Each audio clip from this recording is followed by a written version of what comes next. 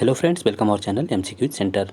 तो दोस्तों, इस समय आप जान रहे हैं कि उत्तर प्रदेश उच्चतर शिक्षा सेवा आयोग की जो शाख है उस पर कहीं न कहीं बहुत ही बड़ा क्वेश्चन मार्क लग चुका है, क्योंकि इसका जो विज्ञापन संख्या 50 था, इसमें बहुत ही बड़े स्तर पर धांधली हुई है।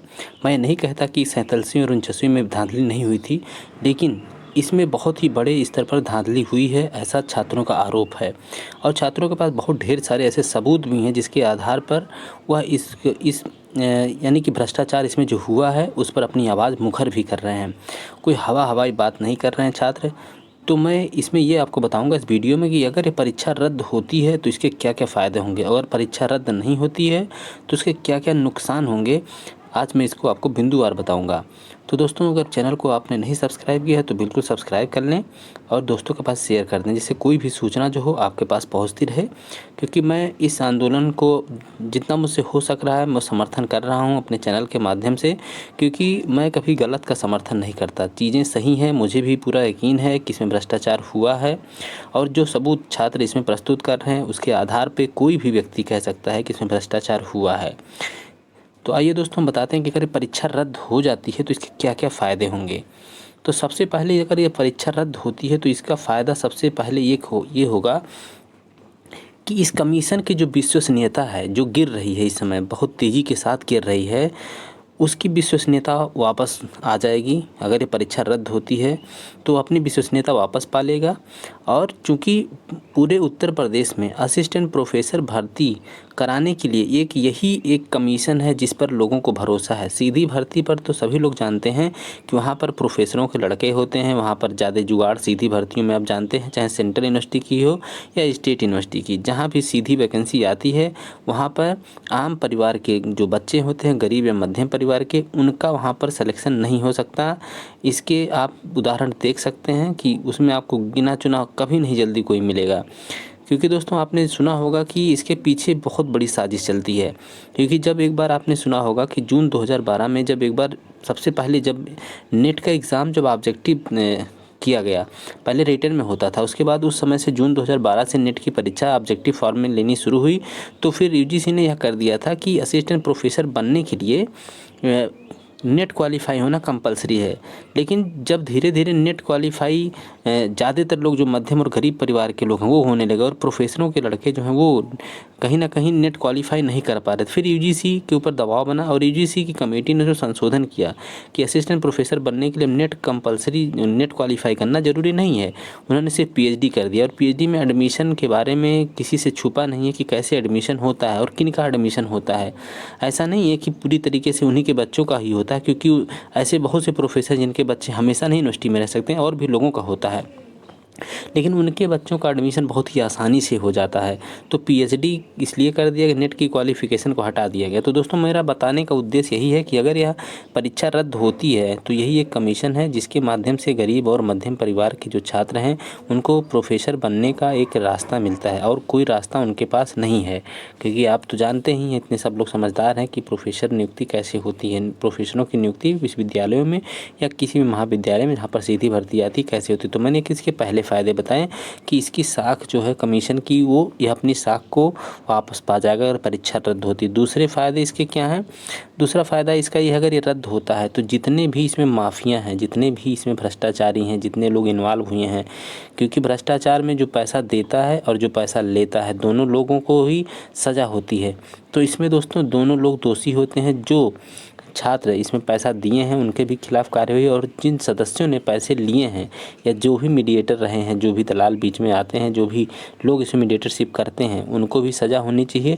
तो इसमें आप देखेंगे कि 3 लोग इसमें दोषी पाए जाते हैं। एक होता है, पहले नंबर पे छात्र होता है जो कि पैसे का ऑफ़र देता है। दूसरा होता है जो कमेटी का मेंबर होता है जो पैसे की ऑफ़र को एक्सेप्ट करता है। तीसरा होता है जो दोनों के बीच की कड़ी बनता है, यही दोनों को मिलवाता है। तो ये 3 लोग इसमें दोषी होते हैं। तो अगर मान लीजिए परीक्षा रद्द होती है तो ये तीनों लोगों का जो मनोबल है दोस्तों, ये तीनों लोगों का जो मनोबल है वो पूरी तरीके से टूट जाएगा। क्योंकि इसने तो पैसे दिए हैं, छात्र ने पैसे दिए हैं, इनको दिए हैं, ये ले जाकर के यहाँ पहुँचाए हैं। अब ये पैसा फिर वापस करना इनको चाहेंगे नहीं, तो आपस में इनके संबंध भी खराब होंगे, और कहीं ना कहीं इसमें नकेल भी लगेगी कि अगली वैकेंसी में कभी भी कोई पैसा देने की हिम्मत नहीं करेगा। तीसरी चीज़ है, तीसरे फ़ायदे इसके क्या हैं? अगर ये परीक्षा रद्द होती है तो जितने भी मध्यम परिवार के छात्र हैं, गरीब परिवार के छात्र हैं, जो कि योग्य हैं, जिनके अंदर योग्यता कूट कूट के भरी हुई है, मैं ये नहीं कहता कि जो अमीर परिवार के लोग हैं उनके अंदर योग्यता नहीं होती है, उनमें भी ऐसे बच्चे हैं जो पढ़ने में काफ़ी अच्छे होते हैं, लेकिन मैं उनकी बात करता हूँ कि जो कि पढ़ने में बिल्कुल अच्छे नहीं होते और अपने परिवार के पैसे के दम पर ये भ्रष्टाचार फैलाते हैं और इस सिस्टम का फ़ायदा उठा करके और कहीं ना कहीं अपने आप को प्रोफेसर बनवा लेते हैं। तो उनको कहीं ना कहीं वो रास्ते से बाहर होंगे, वो कहीं ना कहीं सिस्टम से बाहर होंगे। उसमें गरीब और मध्यम परिवार, मेहनती परिवार के बच्चे जो हैं वो कहीं ना कहीं इसमें सिलेक्शन लेंगे। तो इसके तीसरे फ़ायदे हैं। तो दोस्तों इस तरीके से जो, और चौथा फ़ायदा इसका ये है कि दोस्तों जब यहाँ से बच्चे तीसरे जो मध्यम और गरीब परिवार के या उच्च जो अमीर परिवार के बच्चे हैं, लेकिन जो ईमानदार हैं, जो अपनी मेहनत से ही नौकरी को लेना चाहते हैं, जब वो नौकरी पाएंगे तो नई जो पौध आती है, जो नए लोग आते हैं, उनमें कहीं ना कहीं एक मनोबल का, एक जो उनकी उत्साह का एक संचार जो होता है वो प्रवाह उनमें बढ़ता है। तो कहीं ना कहीं लोगों का कमीशन में भरोसा बनता है और नए लोग भी आते हैं तैयारी करने के लिए। लेकिन अब आपको बता दें, ये आपके 4 एकदम कहीं ना कहीं बहुत ही सॉलिड इसके फ़ायदे हैं और सरकार की भी विश्वसनीयता बनती है कि सरकार ने संज्ञान लिया और ऐसे भ्रष्टाचारियों को अंदर करवाया और इस भर्ती को रद्द भी करवाया, जिससे लोगों के भरोसे इस पर बने रहें। अगर ये अब आप जान लें कि अगर ये वैकेंसी रद्द नहीं होती तो इसके नुकसान क्या होंगे। नुकसान आप जान लीजिए। अगर ये वैकेंसी रद्द नहीं होती है तो सबसे पहला जो नुकसान होता है, इसकी साख तो जाएगी ही जाएगी, इसकी साख तो समझिए कि एकदम गई, इस पर कोई भरोसा नहीं करेगा। लेकिन दूसरी बात है, फार्म तो भरना ही पड़ेगा लोगों को, ठीक। फार्म तो लोग भरेंगे लेकिन हताशा के साथ फार्म भरेंगे, निराशा के साथ फार्म भरेंगे, कोई उत्साह नहीं रहेगा, कोई जोश नहीं रहेगा। दूसरी तरफ क्या है कि इसकी तैयारी करना छोड़ देंगे। तीसरा नुकसान इसका क्या होगा, असिस्टेंट प्रोफेसर की तैयारी करना जो छात्र हैं, जो करना चाहते हैं, वो बिल्कुल इसकी तैयारी करना छोड़ देंगे, किसी न किसी और स्ट्रीम में अपने आप को सेट करने की कोशिश करेंगे। क्योंकि यहाँ क्या है, इनको पता है कि अगर मान लीजिए हमने प्री क्वालीफाई भी कर लिया, अगर पैसे नहीं तो इंटरव्यू में हम बाहर कर दिए जाएंगे। जैसा कि माध्यमिक शिक्षा सेवा चयन बोर्ड में इलाहाबाद में जितने भी छात्र रहते हैं, लगभग सबको पता होगा कि वहाँ पर लगभग 100% पैसे चलते हैं, भले ही किसी को पता ना हो। मुझे जहाँ तक लगता है ये सूचना सरकार तक भी रहती है, लेकिन सरकार अब क्या निर्णय लेती है मैं उस पर कुछ नहीं बोलूँगा। क्योंकि दोस्तों अब यही स्थिति अगर यहाँ भी बन गई, उच्चतर जो है आपका उत्तर प्रदेश उच्चतर शिक्षा सेवा आयोग, तो यहाँ पर जान लीजिए कि पूरी तरीके से निराशा आएगी। और जब इनकी जो वर्तमान में जो छात्र में जब निराशा आएगी तो जो भी छात्र आना चाहते हैं वो भी इसकी तैयारी नहीं करेंगे। तो इस तरीके से देखेंगे विश्वविद्यालयों को योग्य जो शिक्षक हैं वो कहीं ना कहीं मिलने बंद हो जाएंगे। और जब योग्य शिक्षक मिलने बंद हो जाएंगे तो कहीं ना कहीं वहाँ की पढ़ाई का स्तर भी गिरने लगेगा। और जब पढ़ाई का स्तर गिरने लगेगा तो वहाँ से जो भी छात्र निकलेंगे कहीं ना कहीं वो भी गलत रास्ता ही अख्तियार करेंगे। क्योंकि जब क्वालिटी नहीं है तो जिसके अंदर क्वालिटी नहीं होती, कहीं ना कहीं साइड लाइन में ही कोई गलत रास्ता चुनता है और उसी को पकड़ के वो आगे बढ़ना चाहता है। लेकिन योग्य व्यक्ति हमेशा सही रास्ते को पकड़ता है, अयोग्य व्यक्ति हमेशा गलत रास्ते को पकड़ के खुद को सिस्टम में बना के रखना चाहता है। भ्रष्टाचार ऐसे ही दोस्तों बढ़ती है। तो ये रहे इसके नुकसान। और दोस्तों मेरा ये कहना, मैं ये नहीं कहता कि कोई सुसाइड कर ले, क्योंकि सुसाइड करना बिल्कुल ही अच्छी बात नहीं है। लेकिन कहीं ना कहीं अगर जो निराशा आएगी तो निराशा से लोग डिप्रेशन में जाते हैं, हो सकता है सुसाइड के केस भी बढ़ जाएं। इलाहाबाद में बहुत से छात्रों ने सुसाइड कर लिया क्योंकि वैकेंसी नहीं आ रही, भ्रष्टाचार हो रहा है, इन सब की वजह से। तो हो सकता है कि सुसाइड का रेशियो भी बढ़ जाए। ये बहुत बड़ा ही नुकसान होगा दोस्तों। इसका खामियाजा पूरे सोसाइटी को, पूरे देश को भुगतना पड़ता है। जब किसी देश के युवा अगर सुसाइड करने लगते हैं, कहीं ना कहीं वह देश कहीं ना कहीं बहुत ही पीछे चला जाता है। तो ये इसके बहुत ही नुकसान हैं।